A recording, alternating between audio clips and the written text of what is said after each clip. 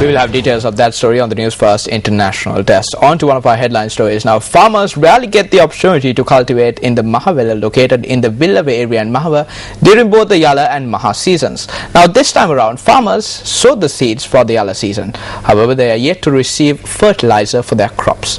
This story is about the hardships that farmers in the area encounter. I am currently in the Mahawaba paddy field located in the Villava area, which comes under the purview of the Mahawaba Agrarian Services Centre. Although farmers have carried out their activities proactively, they charge that their crops face a risk of being destroyed as they have not received fertilizer from the Agrarian Services Office. This 80-acre plot of land sustains nearly 60 farmer families. Usually, farmers are unable to obtain water for their cultivations in the Yala season. However, due to the rains experienced in the recent past, they have been able to obtain water from the Mahavava. It was the Assistant Officer of the Agricultural Research and Production in the area that gave hope to the farmers that they would be able to cultivate this land during the Yala season. We paid money to the production assistant for subsidized fertilizer. It has been 15 to 20 days since then, but we have not received the fertilizer as yet. It has been 10 to 12 days since we sprayed pesticides and our paddy has turned yellow in color. We get to farm during both seasons only once every few years. The Assistant Officer of Agricultural Research and Production had requested the farmer organizations to collect money as they would provide the fertilizer on time. However, the farmers who did so have been highly inconvenienced as the date on which fertilizer should have been sprayed to the paddy fields lapsed nearly 3 years ago. We sprayed pesticides after paying for fertilizer. Isn't there a solution for this? Isn't this a weakness of the officials?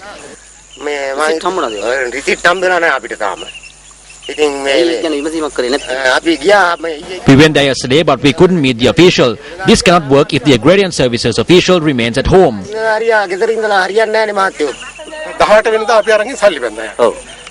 We paid nearly 60,000 rupees, including money for the insurance. He wrote it down in a new receipt book from the Agrarian Services Office. Then he said that this needs to be checked with the clerk in charge of the subject. He promised to pay the money for the fertilizer the very next day. We trusted him.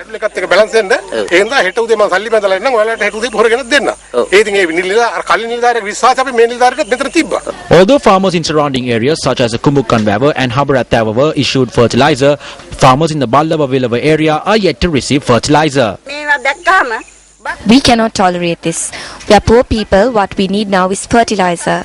When we tell this to the Agrarian Service Office, they tell us to speak to the relevant officer. When we tell this to him, he evades the problem. We inquired about the matter from the officer in charge of the Agrarian Services Office in the area. He noted that they had received complaints in this regard. A collision between a three-wheeler and a bus in the Kopikal area in Urapola on the Nittabu-Kirindivilla road claimed the lives of 2 persons last evening. A private bus flying towards a fuel station from Kirindivilla to Urapola collided with a three-wheeler that was travelling from Nitambo to Urapola. 2 persons who were in the three-wheeler were killed in the accident that occurred last evening. 2 others who were injured were admitted to the Watapitivala Base Hospital. The three-wheeler came from that side and it was moving fast. It suddenly crashed with a loud noise. The victims were the 32-year-old driver of the three-wheeler and a 31-year-old father of 2. The accident had taken place when they were returning back from a friend's place. They took him and went saying that it was to get some medicine. He left his work and went with them.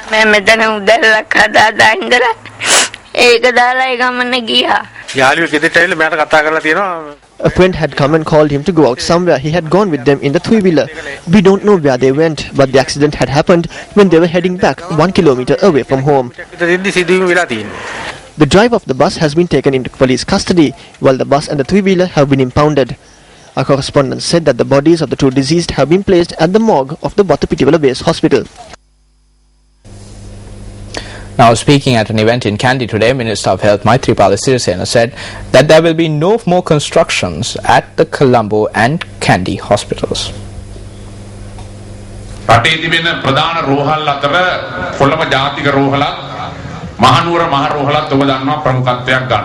The Colombo National Hospital and Kandy General Hospital are the two leading hospitals in the country. There is a massive congestion at the Kandy General Hospital at present. There is no space for any new construction to take place at the Kandy General Hospital. So we have reached a decision not to have any more constructions at the National Hospital in Colombo and at the Kandy General Hospital. The regional hospitals are being developed to minimize the number of people drawn to the major hospitals in the cities and to provide more facilities to the village hospitals.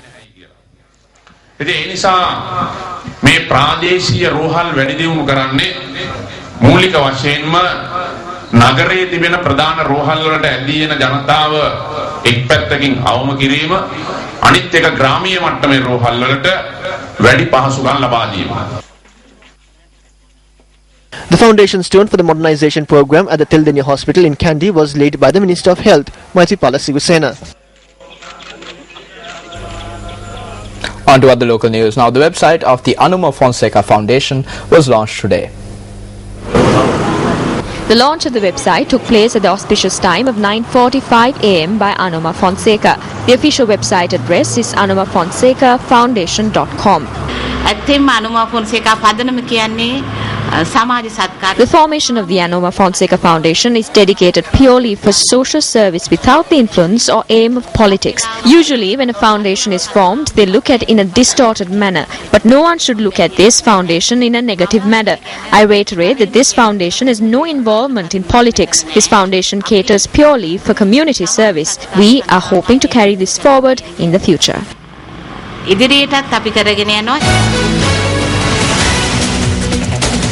Artists of the Sri Siddhartha Gautama movie commenced a tour to the southern province from the city of Colombo today to mark 100 days of the screening of the movie. The group is to reach the Sri Vishnu Devale in Dondra Head. Director of the Sri Siddhartha Gautama movie, Saman Veeraman, producer Navin Gunawatna, the lead actor South Indian Gagan Malik, Anjal Singh participated in this tour. The tour commenced from the Sambodhi Vihara in Colombo 7.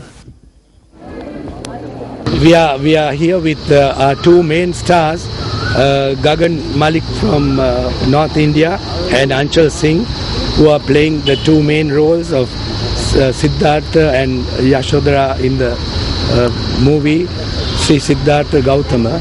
And we are here at Sambodhi Vihara starting the pilgrimage to the south.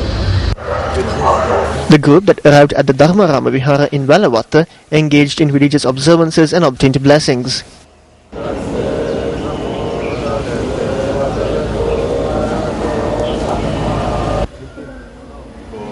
Subsequently, the group visited the Zoisa Rama Vihara in Moratua before heading to a leading cinema in Moratua. Those who had gathered to watch the movie at the cinema extended a warm welcome to the group of artists.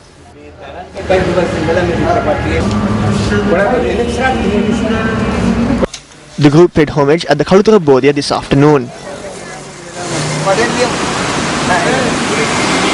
An event was held last evening to mark 100 days of the screening of the movie under the auspices of the Iranian ambassador to Sri Lanka, Dr. Mohammad Nabi Hassani.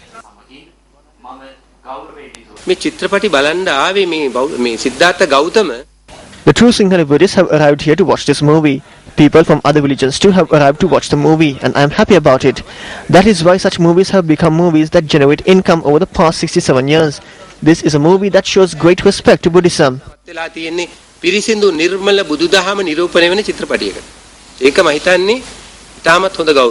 want to say that the power of art is very important in any society. The expression, cultural building, so art is very important element and power that we have to use in our own society. Now, an interactive seminar on the introduction of human embryonic stem cell therapy was held yesterday. The seminar, which was organized by a private hospital in collaboration with the Independent Medical Practitioners Association, was held at an auditorium of a private hospital. The keynote speech was delivered by Dr. Geeta Swarup from India on new treatment methods.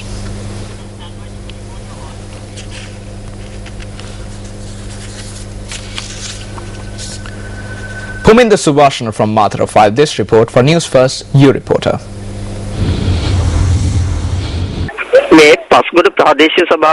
This is the road that leads to the Panakadoa village that comes under the purview of the Paskoda Pradesha Sabha. There are around 250 families in this village and their main source of income is from tea plantation. The locals urge the authorities to renovate the road that is in a dilapidated condition. News first, your report Pumindu Subhashan Matra Sita. On to business news now. Crude oil prices in the world market have fallen in April compared to the crude oil prices in March. Now, reports indicate that the average fall of the price of a barrel of crude oil was $6.39. The price of a barrel of crude oil at the London Brent had fallen by $6.11 in April compared to the month of March. On to sports news, Sri Lankan Nadika Lakmali won the javelin throw event during the first phase of the Asian Grand Prix in Thailand today. Manager of the Sri Lankan team, Derwin Pereira, said that at the conclusion of the first phase, Sri Lanka had clinched 1 gold, 1 silver and 2 bronze medals.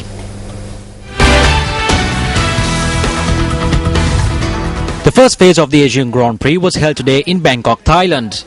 Nadika Lakmali won gold in the javelin throw event after clearing 56.0 meters.